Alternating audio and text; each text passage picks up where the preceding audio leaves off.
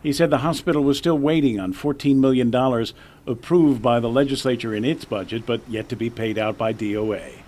The concerns Virga expressed at that hearing are the same concerns he and his chief financial officer, Alan Ulrich, expressed in earlier emails to administration officials leading up to the July 25th hearing. Thursday, June 19th, CFO Alan Ulrich. GMHA has $44,000 in its bank account and is preparing for a $2.9 million payroll tomorrow. How can GMHA fund it, he asks. The same day, Virga writes to members of the administration, "We have not heard from anyone at BBMR or DOA. We have not received adequate funds that we are owed to make payroll tomorrow." On June 25th, in an echo of last year's crisis, Virga informs the administration Medicaid and MIP funds have run out. This will negatively impact the hospital and plunge it into the same fiscal crisis as last year. But it was the public remarks at the Friday legislative hearing that prompted the administration to call him to account. Monday, July 28th, Virga writes, "Adelup is very unhappy with us, to say the least. I have to be much more careful in weighing my words." Do you disagree with his assessment of the financial state at GMH?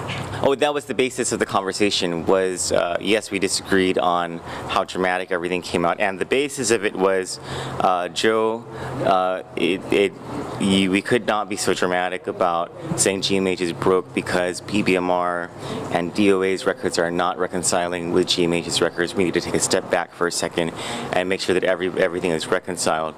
And he agreed, and you know, there's nothing wrong with that. GMH Administrator Virga declined to comment today, but the governor's communications director, Troy Torres, acknowledged he had a conversation with Virga about that Friday legislative hearing and later memorialized that conversation in this email, which states, in part, "You never said the hospital was broke. Your statements were grossly taken out of context, and the majority of what you said was not reported."